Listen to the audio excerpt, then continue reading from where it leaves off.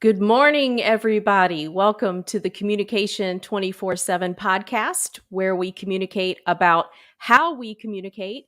I'm your host, Jennifer Furlong. We're going to have an awesome conversation today. I am so excited about this. I have a crisis communication expert in the house. So many questions, so many things to talk about. Dave, let me do the introduction first, and then I just want to dive right into the million and one questions that I have. Just as a reminder, we are live on Facebook and LinkedIn and YouTube. So I encourage anyone who is catching this live, make your comments, ask your questions, please participate. Sometimes you'll think of a question that I would have not thought of. So that always makes the conversation really interesting and well-rounded. But let's get to Dave here. Let's see who we have as our guest today. Dave possesses more than 25 years of strategic public relations experience, dealing with a wide array of adverse public events. He started as a public affairs officer in the Navy and later as a corporate chief marketing officer and nonprofit president. He excels in expertly addressing a myriad of crises that span military, government, corporate, charity, and startup environments. That's really important because I want to emphasize it doesn't matter what industry you're in. You need to be prepared for when it hits the fan. I think Yeah. absolutely. Yeah. Absolutely. You bring up Yes. a good point, Jen, if I could interject too. It doesn't even matter No, what no, size. absolutely. Yeah. It doesn't even matter what size of the industry anymore. And, Mhm. it used to be only the big players could find themselves in there. But thanks to these wonderful little devices that we all carry around, any organization of any size in any industry can be taken down with an Instagram post. That's just the reality. Oh, wow. And I'm sure we'll have a great conversation about Twitter as well. Yeah. That's just a Yeah. completely different universe right there. So I do want to highlight some of your background as far as the crisis communication experience and employee, executive misconduct, cybersecurity attacks, product recalls, mass layoffs, large-scale accidents, criminal investigations, civil litigation matters. So again, whatever industry, and like Dave just said, whatever the size of your organization, internal things happen as well as external things. And that's really why I wanted to get a crisis communication expert on the show, because while I focus on internal communication stuff and, oh yeah, let's get everybody to get along and team building and let's communicate and handle all of, everything that if we're unhappy about something, let's figure out a way to dive in and address that issue. But sometimes those things just aren't enough. So, Dave, before I ask you my first official question, would you mind just sharing how did you get specifically into crisis communication? Because I love that you started as a public affairs officer. I was also in public affairs in the Marine Corps. And so there's so many different trajectories one can go when you're within public affairs. So what made you decide to go down this road? Well, thanks for serving. Whether I don't know in exactly what capacity other than public affairs, but if you were employed by the United States military, you served, and I appreciate that from all levels. And to your point, I'm really excited to be here because one of the things that I impart on the organizations that I'm privileged to serve is the idea of focusing on your internal communications first. But we can get to that later. To your specific point, as you know, as a Navy public affairs officer, you deal with crises all the time. And I had the opportunity to be in forward deployed missions for a good percentage of my career, and particularly almost all of my public affairs time. I was in Haiti for 6 months as a spokesperson for a joint military operation. And then I was on an aircraft carrier for 2 years with a terrific staff of 7 journalists that ran 4 channels of television, an FM radio station, a daily newspaper, and we had the website. And we also did all of the community international media relations.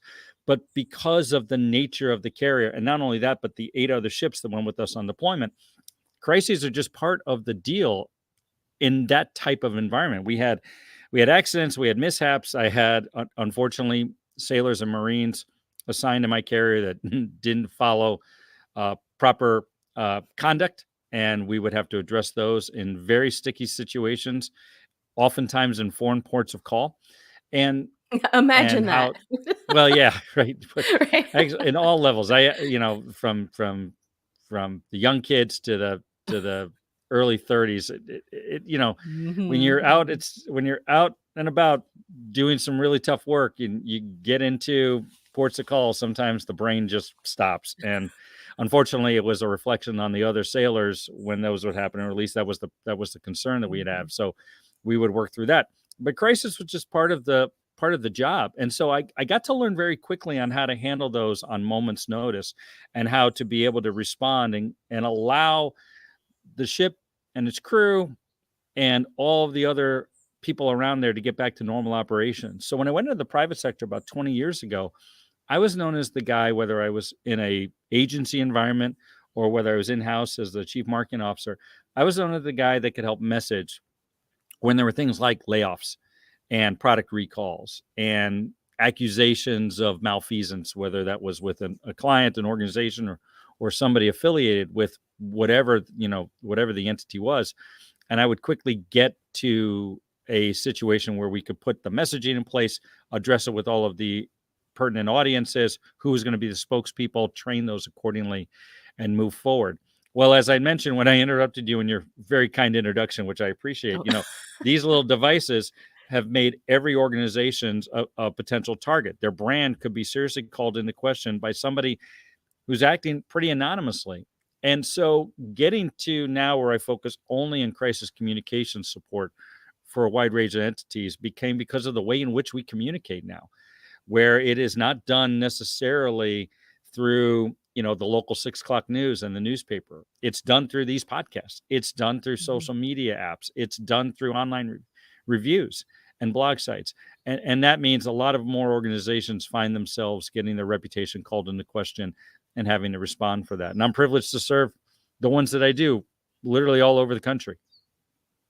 Oh, I bet. And, one of the most interesting things about this area of communication is I don't know how prepared are you able to be? Because this pandemic, for example, this Mm-hmm. pandemic hit, and every single one of us thought, okay, a couple of weeks, like Right. maybe a more than difficult flu season, and then Right. we're just going to get back to things. And 2 years later, we're still arguing and worrying.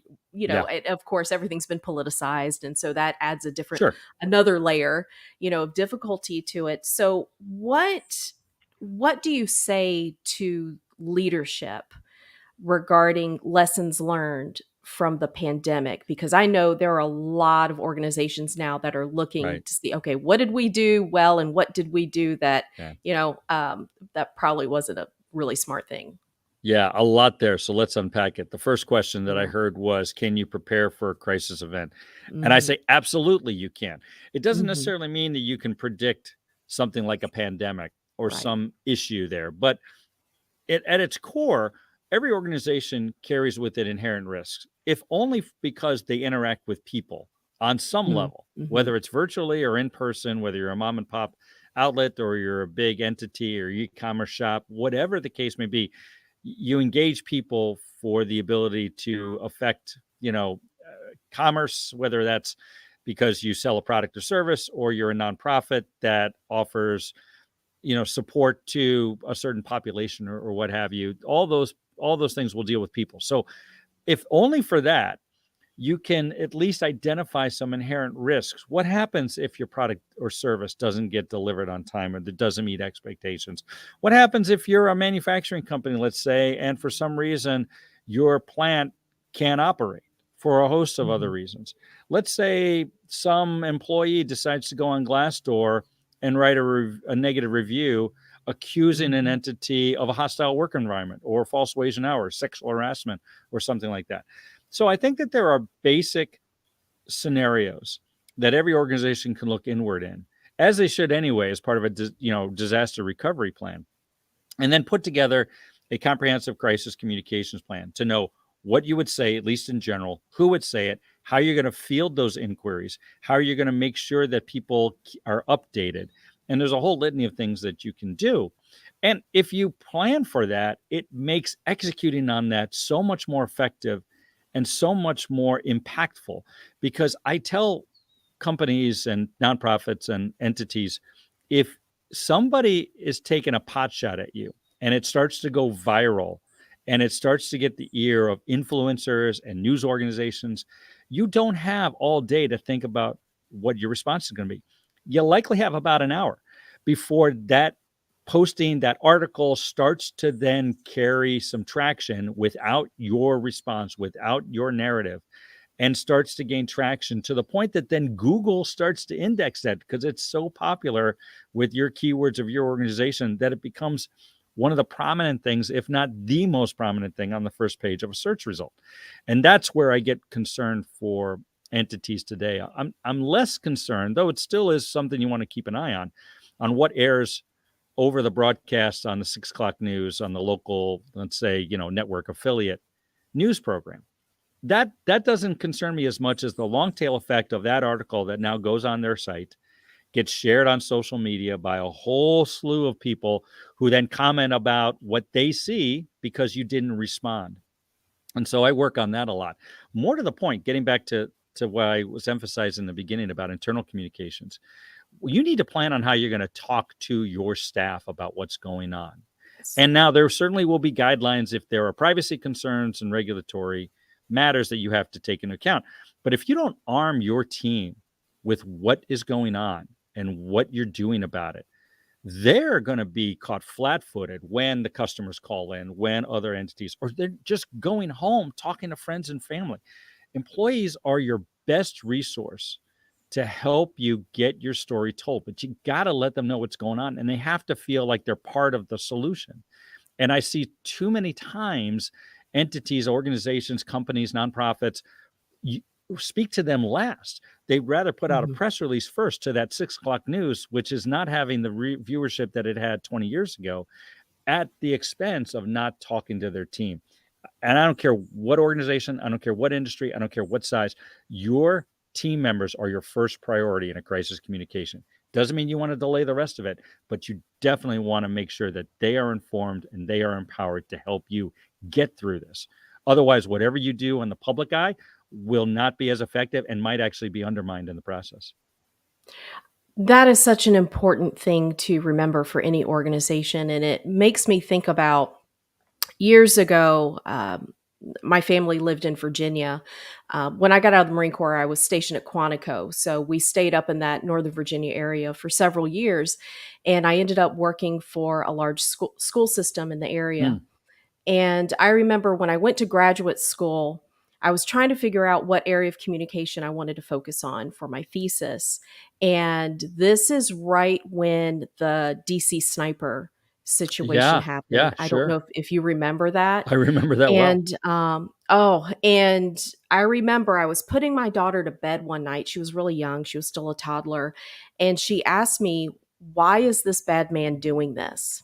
And I found myself at a loss for words. And the reason what you just said is bringing this core memory, right, up to the front, Right. is I remember thinking about the school systems and how they were having such a difficult time internally. You had teachers who were stressed out about their own children or their families and the situations that we all found ourselves in. They were stressed out about the students and how they were going to Right. best protect their students. There were just so many things. And so that's what I ended up focusing my thesis on, was internal communication within the school system.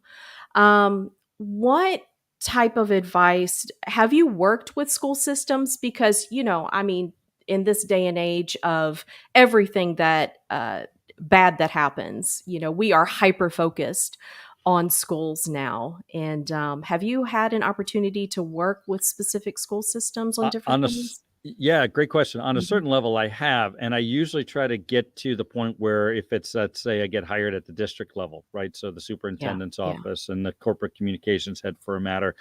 I want to get to a point where we can distribute the messaging and also empower the mhm, principals and the teachers for yes, conversations that as you pointed out, they're going to have with parents, because they're on the front lines, right?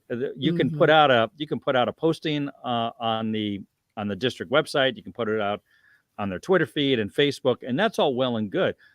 But the parents deal with the teacher in the classroom who spends Mm-hmm. every day with the student, or if it's middle school and high school, a series of teachers, right? But there's 7 or 8, and by the way, they have no real understanding of the district other than maybe Mm-hmm. they know the superintendent's name, because for them, their quality of education is in that classroom where Right. their child is being Mm-hmm. educated. And so when we put out a district-wide messaging, and if there are matters that are dealing with one or more particular schools, we've got to get into that campus, and we've got to be able to make sure that the principal and the teachers and the staff are armed accordingly with the right messaging Mm-hmm. and what to say, because they're the ones who are going to get the questions, not the district. The district may get Mm-hmm. something from a reporter, and that's all very Mm-hmm. important to counter. But I get as concerned about what is it that we're going to arm those individuals who deal with the parents on a day-to-day basis. What are they going to be able to say? How are they going to be able to allay any concerns and answer the questions that'll allow them to continue operations? And I think the DC sniper example is a good one. I remember I spent my teenage years in the DC area in Maryland Mm-hmm. in my undergraduate degree, and my ROTC unit was George Washington University. So it rang very true to me, to understanding how so many different elements of operations within the district and the surrounding communities in Virginia and Maryland were really affected by that.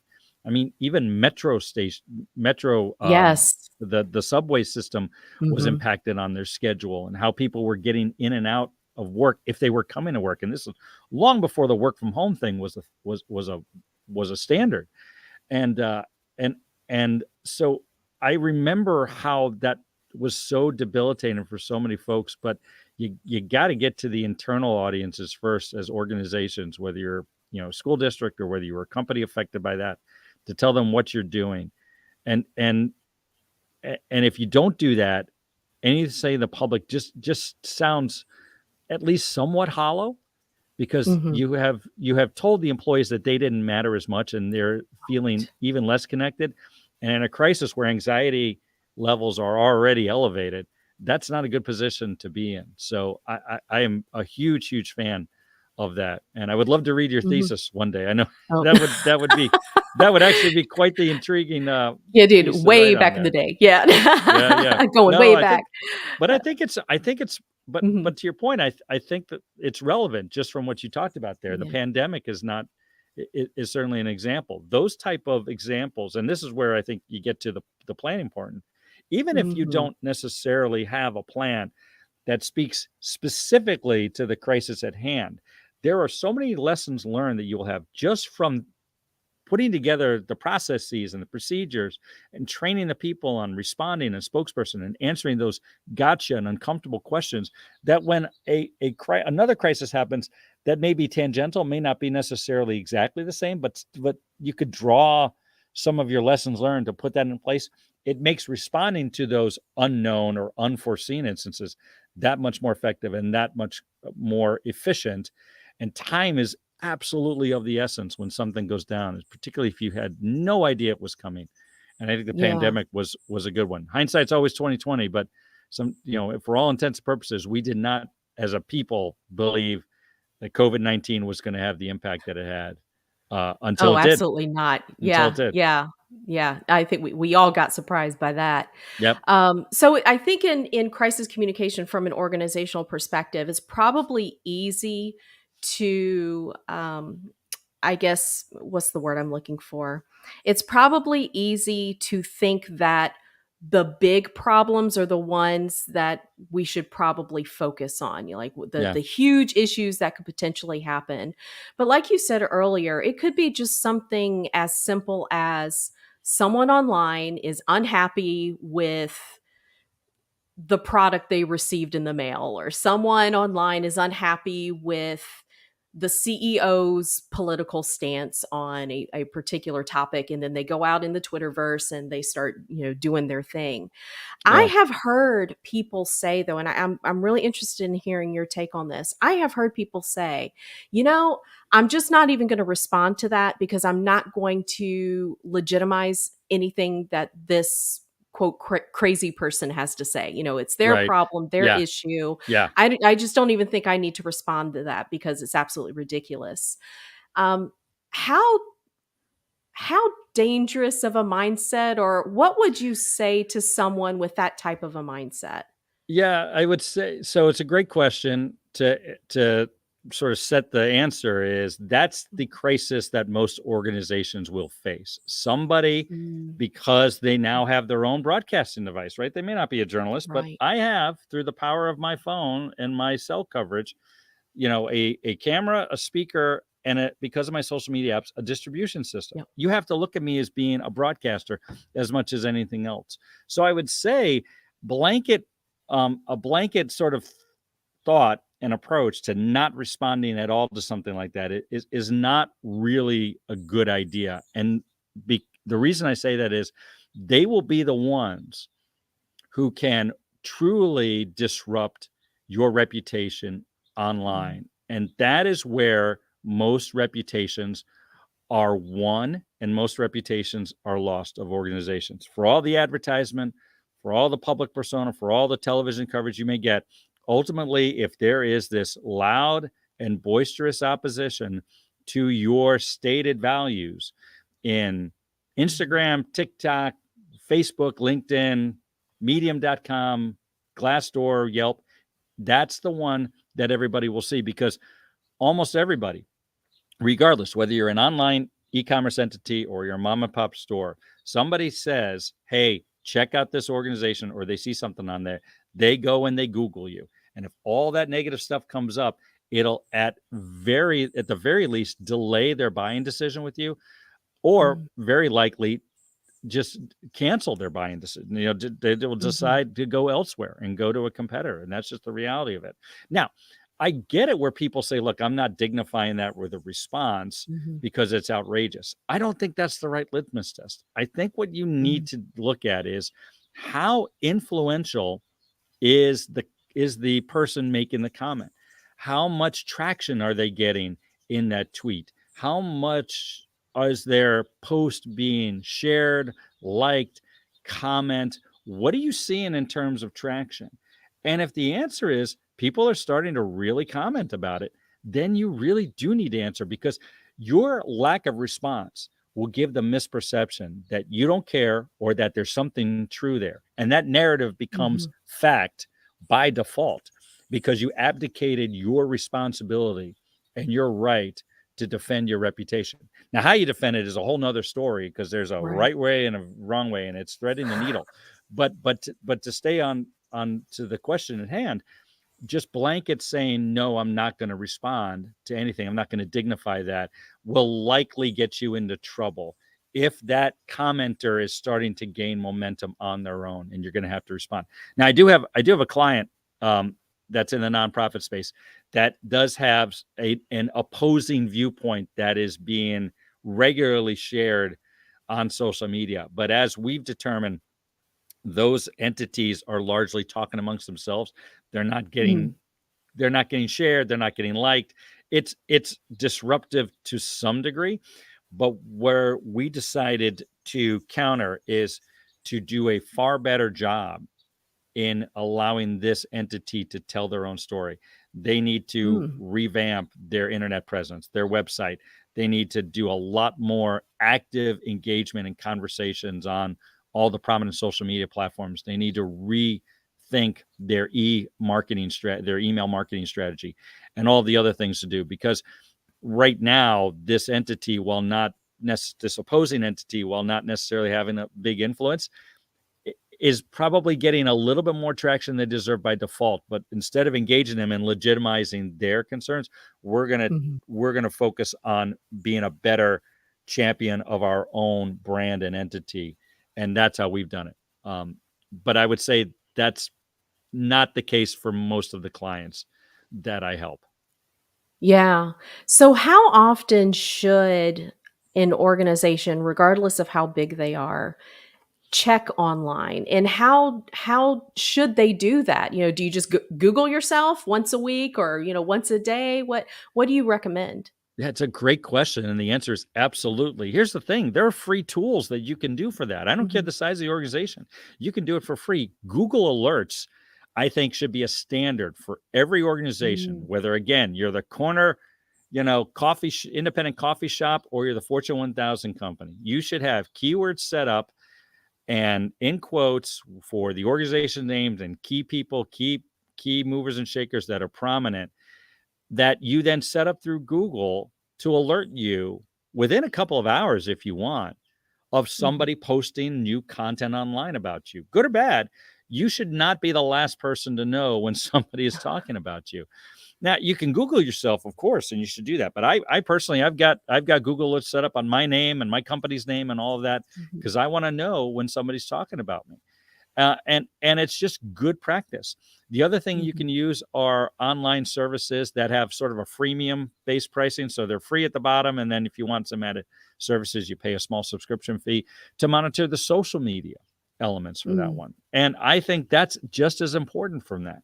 And to check those at least a couple of times a week, if not more, depending on the size and scale of the organization. I, I think those are essential.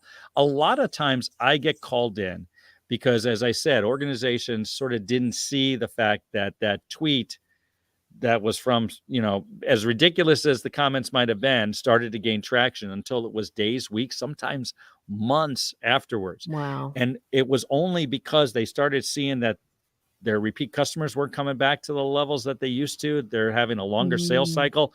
People are starting to call going, what's this I'm seeing on when I do a search? I don't understand. And it's only after the fact.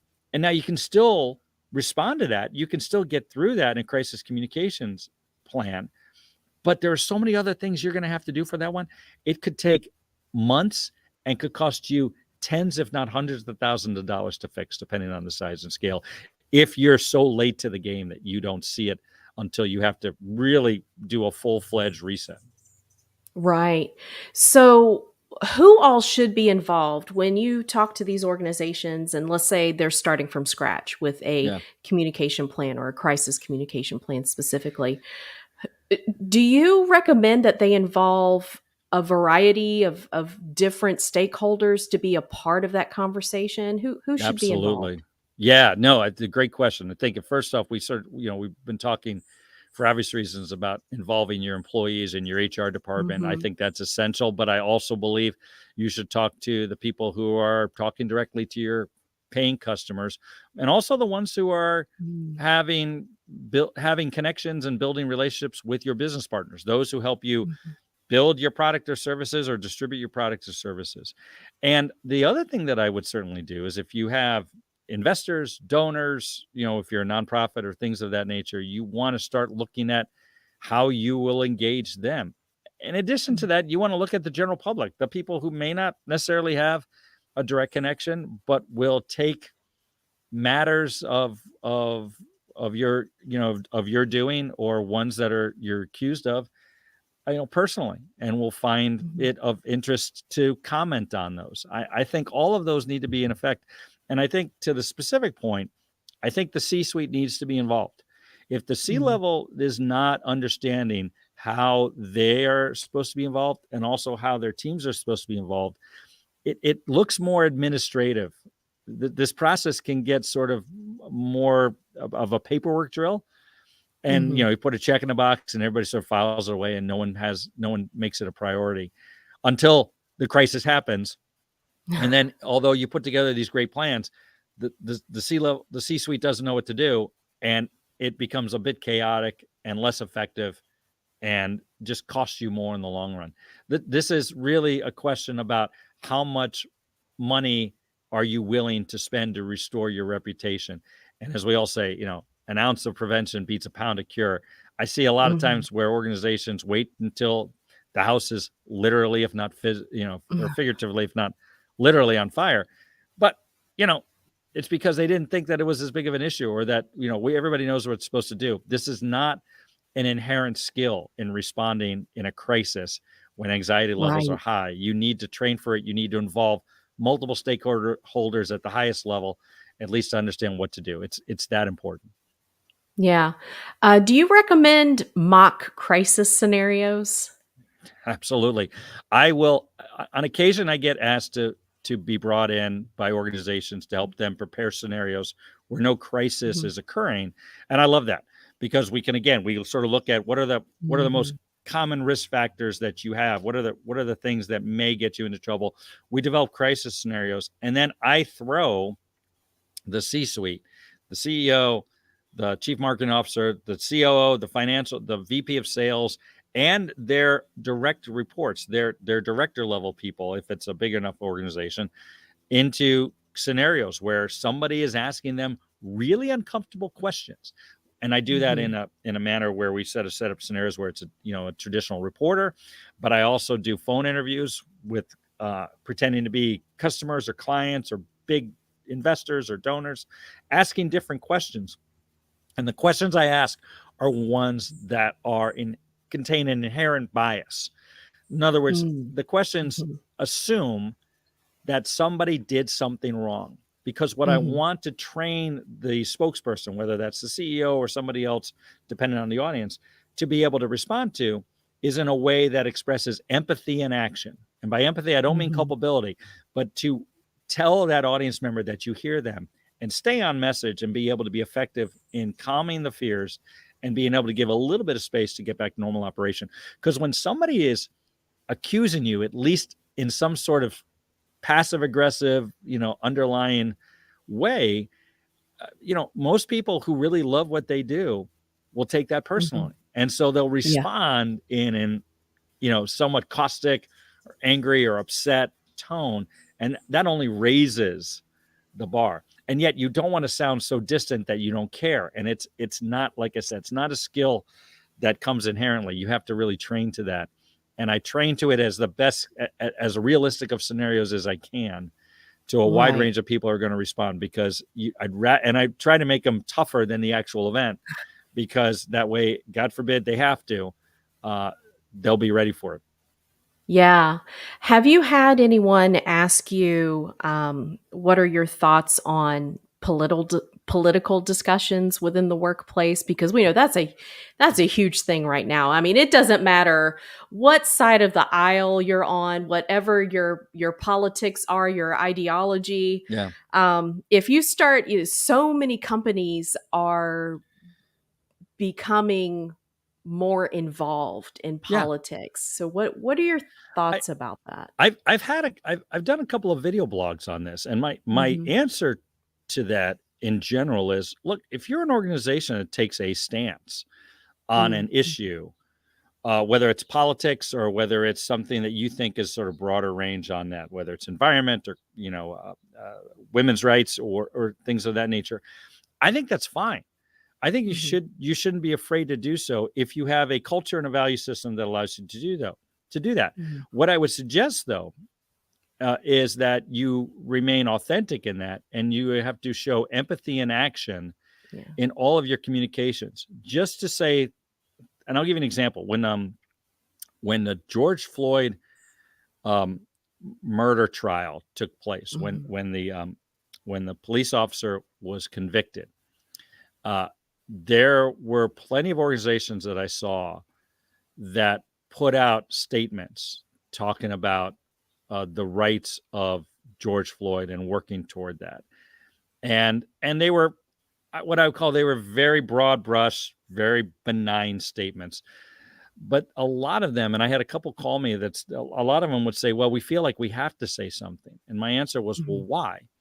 And what I was trying to get at is, unless you're telling me that this is a consistent policy and practice of you to Mhm. say something, uh, I don't think saying anything sort of helps you. In fact, it makes it look like you're just sort of stating words for words' sake.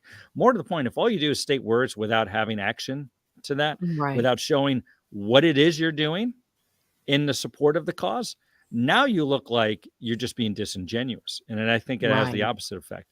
So so on that level, I think you should, as long as you're consistent in the messaging and you're willing to be respectful of others, I think that's fine. I think Patagonia, just as an aside, as an example, is a prime example of that. They focus on one particular issue, and that's climate change and sustainability.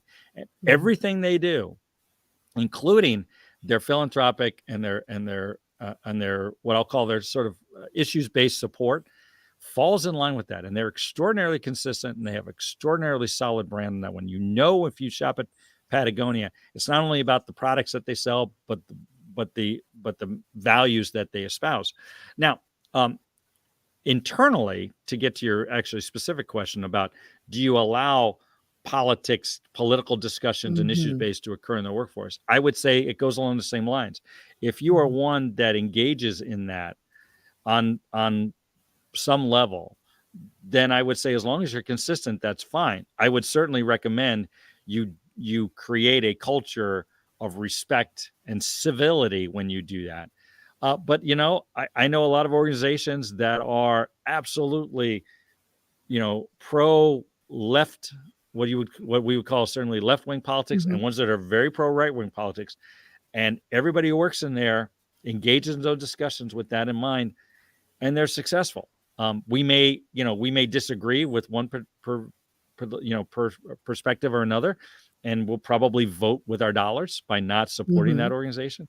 But internally, if it works, that's fine. Where you get into trouble is when you're sort of establishing these policy and practices piecemeal or by happenstance, and that's when the crisis occurs, and that's when everybody sort of then gets into a lather, and that's when you see the post on Glassdoor and Medium.com and Twitter, and the company is in a disarray, and that's when I usually get called in.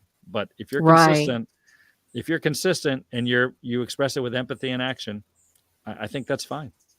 So it sounds like it really stems from the core values. Like, you really do need to be sure what your company's core values are and how your actions are exemplifying those core values. A lot of the crises that I deal with that has an internal origin. In other words, somebody said something to somebody, right, and they took exception to that, and it was brought up to a higher, a supervisor or somebody in higher management, and the actions that management took didn't seem to align with the core values. That's when a crisis occurs. Now, there are times, and similarly too, even externally, if there is a belief by a customer, an investor, an entity that the company is not meeting expectations and not following their own core values, that's also when a crisis occurs. There are sometimes where somebody's just taking a pot shot, and that even then there's a miscommunication, because, like I said about this entity I'm working with, they're not doing enough to really talk about their core values and what they're doing. So they leave others to assume things that that we wind up showing are incorrect. But a lot of that has to do with not adhering to the core values and not following that, and a belief that this company isn't what I thought they were, or this entity is no longer the one that I want to, I want to associate, and that usually discusses a crisis. Now, I don't mean to certainly take away the moments where there's this big catastrophic event, this huge accident, things like that. Like, those are just, those could have different responses. But even then, the after effect of that, how an organization will respond if in those major catastrophes, how they follow their core values, what they do to make things right, even if it wasn't their own doing, will speak volumes about how long the crisis communication event lasts. We see a lot of entities that all of a sudden it's like, hey, this major thing happens. There's a lot of empathy, a lot of support for this organization. And then their follow-through doesn't seem to match what they said they were going to do, or doesn't seem to match what people thought that this organization would do just based on their core values. And then we see, like, the follow-on stories, right? Weeks or months later, like, here we are 2 weeks later, this organization still hasn't taken care of its people. And now they find themselves in another crisis. I see that a lot.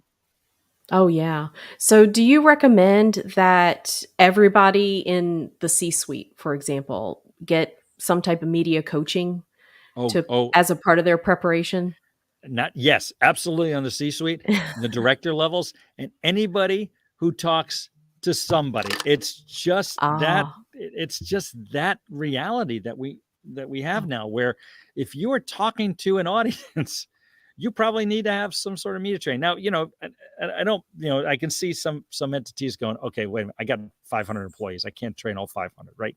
I right. get that, but at least I would say at the C-suite, the director, and maybe even the senior management level, you need to have some Mhm. media training or some presentation coaching for the gotcha questions, because everybody's going to get hit some way with a text, or ambushed at in the office environment, or get a phone call from somebody who says what's going on, and you should understand what it is and what it is you're supposed to say and how you're supposed to say it. That's important. Oh yeah. Yeah, don't underestimate the power of that 24-hour customer service line when you have just, you call it and some random person answers it. And I mean, it's happened to me. I know it's happened to plenty of other people where you get on the phone and it's just it's going downhill from And I there. don't know. Yeah. And oh, by the way, the crisis rarely occurs between 9 and 5. Right. Yeah. It's just that's just the reality, right? It never fails. And that's why I talk about not only the C-suite, but the directors and senior managers, because invariably the crisis Mhm. will happen when the senior executive is on vacation or unavailable because they're on Right. a plane and something like that. We had one in the Navy that we had an accident on board that severely Mhm. injured 2 sailors, and the commanding officer was on leave. It Of was a course. long Yeah. weekend. We were doing anything. We were just getting ready for some workups. He was on leave, and the executive officer was there, and we didn't miss a beat when that happened, from a Mhm. communications and reaching out to folks, because we knew what to do. Right. That's one thing, that from your Marine Corps days. The one thing that I think Mhm. the military service does real well is assuming that the next person up is going to have to fill a role for which that they may not necessarily be exactly trained for, because in chaotic times, that's just what happens. Somebody actually gets taken out of commission, or just isn't available, and you've got to step up. More organizations and entities need to do that. It's so important. Oh, absolutely. Next in line. You gotta figure out who's Yeah, next in line, totally. and don't Totally. put them in a position of being surprised by that and then wonder, "How could this happen?" if they haven't been properly trained, to handle something like that. Totally. Um, what because I know that you have looked at so many case studies throughout your years of being in crisis communication.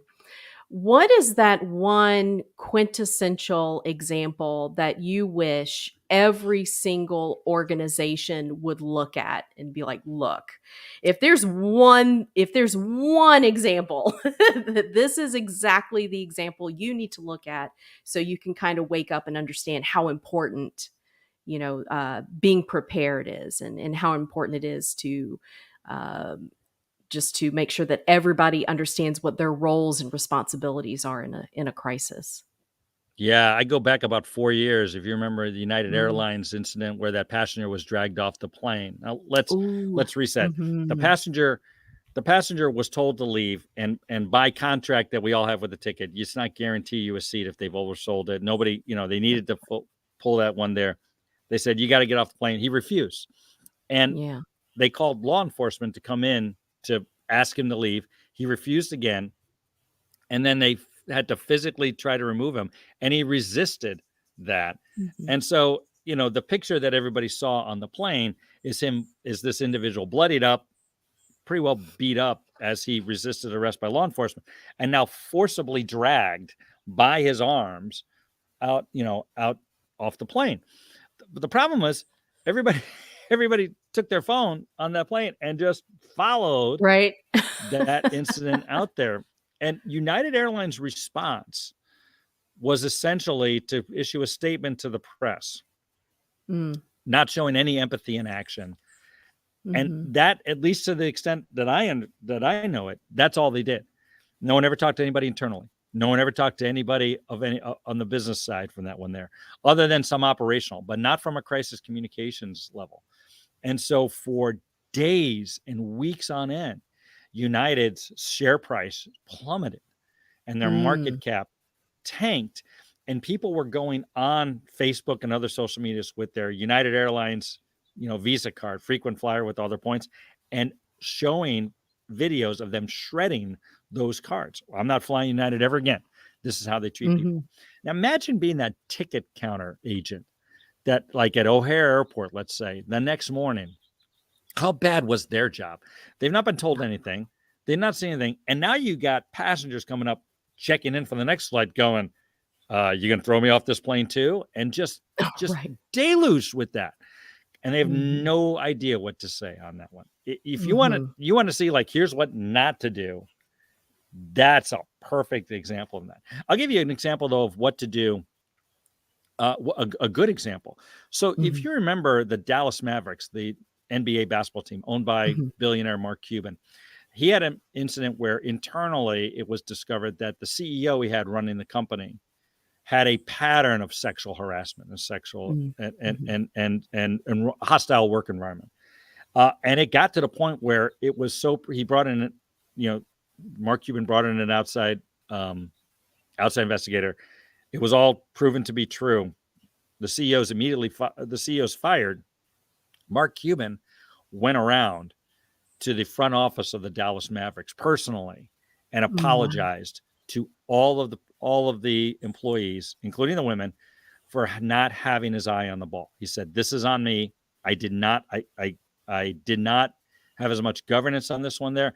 And he said something to the effect of, "I know that I can't take back, I can't recover the trauma that you all have, but I can promise you that I will not let that happen again moving forward." He then gave a significant amount of money. I want to say like $10 million to women's causes. And he then went on a CEO search and hired a CEO from AT&T with lauded business experience, who, oh, by the way, happened to be an African-American woman. And she came in quickly and said, here's the new value system. Here's the new way we're going to operate that. And Mark Cuban then, and this new CEO went on the interview circuit, and he opened door. He goes, "I'm not running away from my mistakes. This is on me. Ask me any question you want." And he didn't do that once. He did that multiple times in local Dallas news as well as national news, and did that from there. That if you want to look at how to do that right, see, starting with the employees, Mark Cuban did it right with that incident. Yeah, that's amazing because I don't know. Why do you think there are so many examples within leadership who, I don't know if the right word is afraid, to take that level of responsibility publicly? Do you think maybe there's this idea that they will be held accountable in some way? Maybe they'll get fired or sued, or what are the myths out there? It's a great question. I think there's two reasons. I'll go with the smaller one first and then the bigger one. The smaller one is, I think there's always the concern about the legal liability. The more you talk about it, the more transparent you are, the more attorneys will tell you, look, you're exposing yourself to greater liability. And I get that. The problem is you may be trying to protect the legal liability of an entity so much so that you lose all your business. Then what are you protecting? If the business is not going to be able to retain its clients, its customers, its business partners, you don't have a business anymore. So there's certainly that balance to strike. The second thing, though, that I would say is the big reason why you see a lot of leaders not be forthright and candid for that is because doing so takes them out of their comfort zone. Like, people are successful on some level to get to a C-suite, right? Or a senior VP level of a large entity. And they do so. And I know I'm not trying to be a sociologist. I'm certainly not trying to be a psychologist. But in my experience, it's because they largely possess two characteristics in general, for any leader of any entity. First off is they've ignored the naysayers. They have said, tuned them out, and they've said to themselves, I can achieve this, kept their eye on the prize, and they've moved forward. So they've tuned out everybody who told them that they couldn't do it. And the second thing they've done really well is they have been able to battle through, around, over any obstacle that was purposely put in their way. in Mhm. order to get to the prize.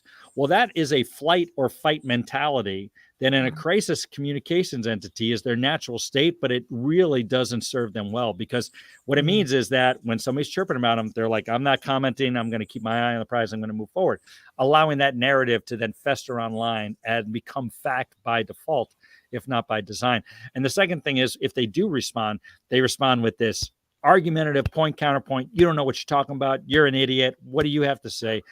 And that type of response and that approach only increases the level of animosity and anxiety. It's like what we see on cable news when you get two people just shouting at each other. Right. It makes for funny theater and popcorn, popcorn movies, but sucks for businesses and nonprofits. You have to show empathy in action, and it's just out of their comfort zone. They haven't been trained to it, and at least most leaders are, and that's why I think you see the responses often that you see from entities when stuff goes down.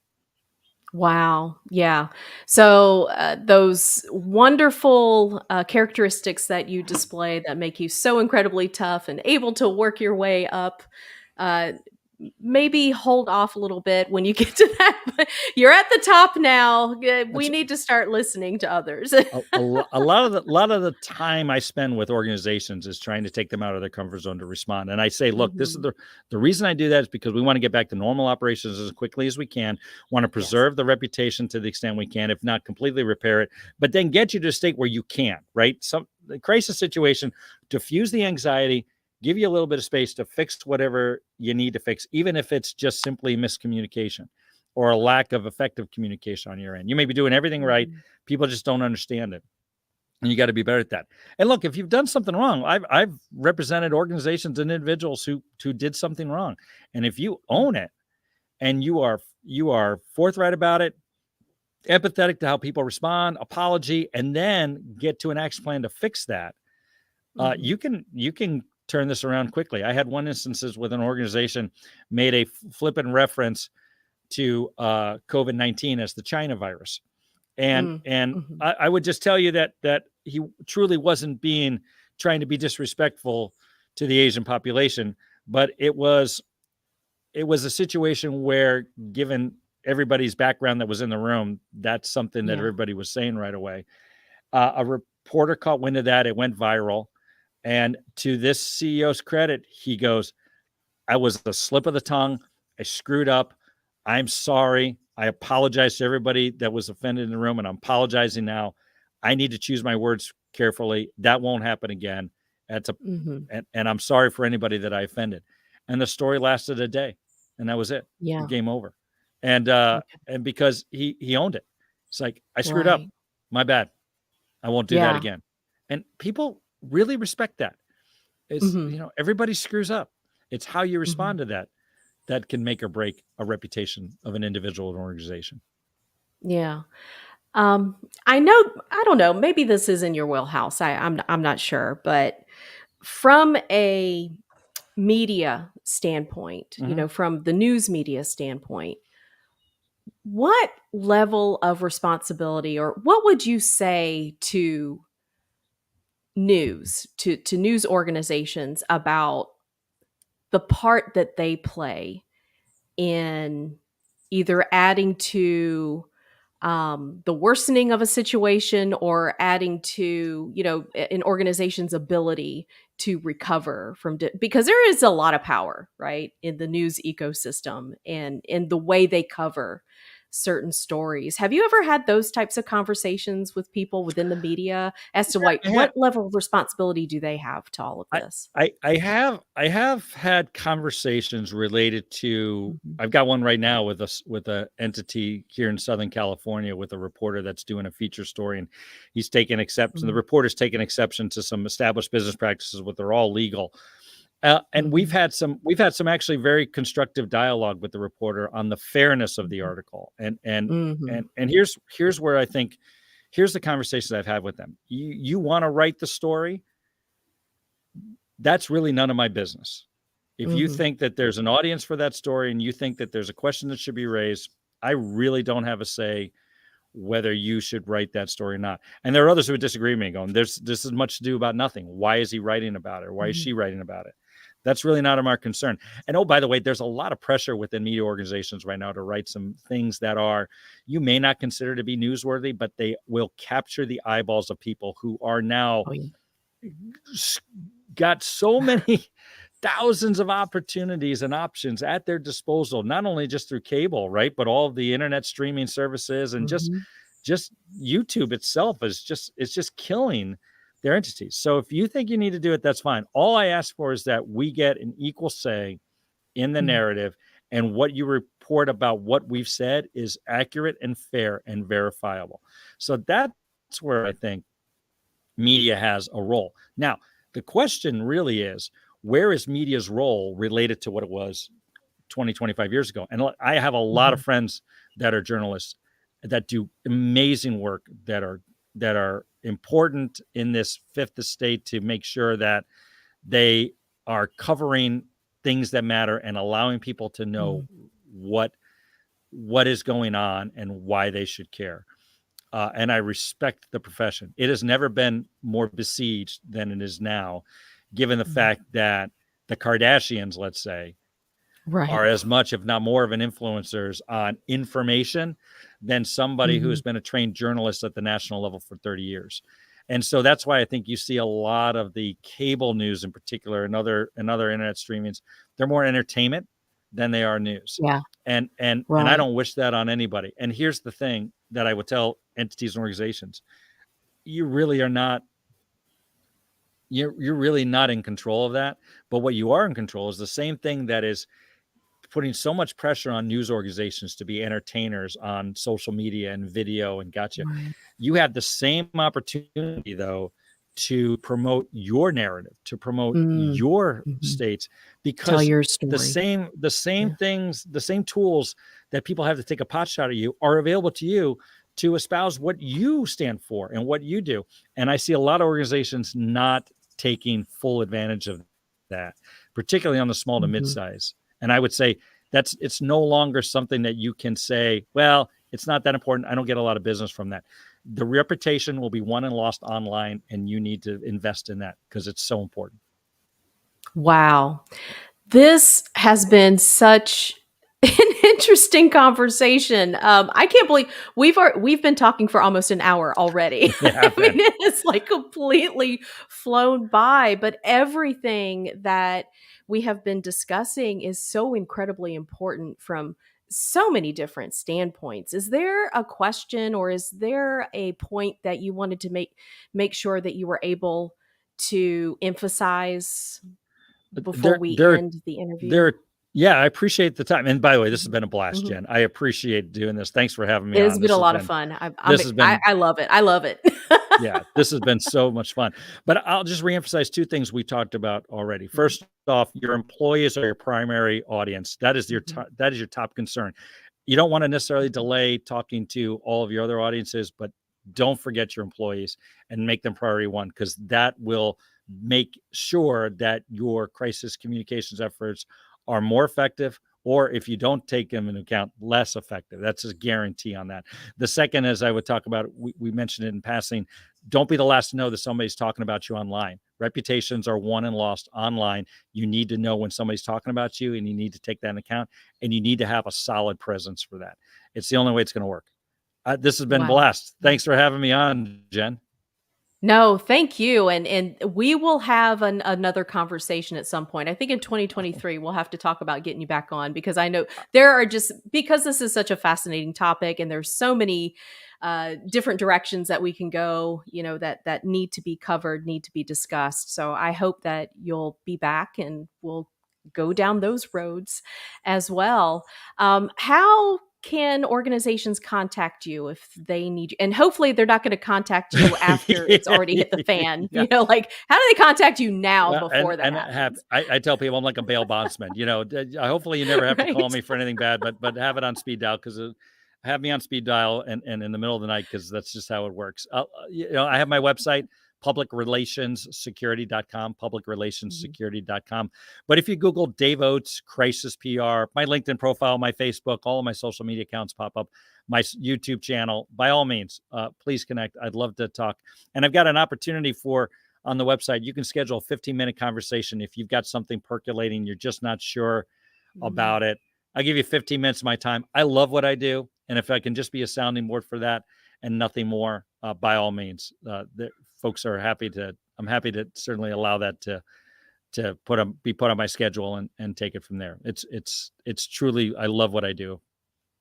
I can tell. And that's the great thing about being in the communication field. I think those of us who have been doing this for a while, we just love making those connections and Right. being of service, continuing, to be Totally. of service. Totally. Thank you again. I'll make sure that your contact information, the website, all of that, the URL is going to be in the show notes. That way it'll just be a quick and easy click on the link, and that way anybody who is interested, they can contact you directly, ask their questions. Like we said, emphasize, get on it early. Do not wait until it hits the fan.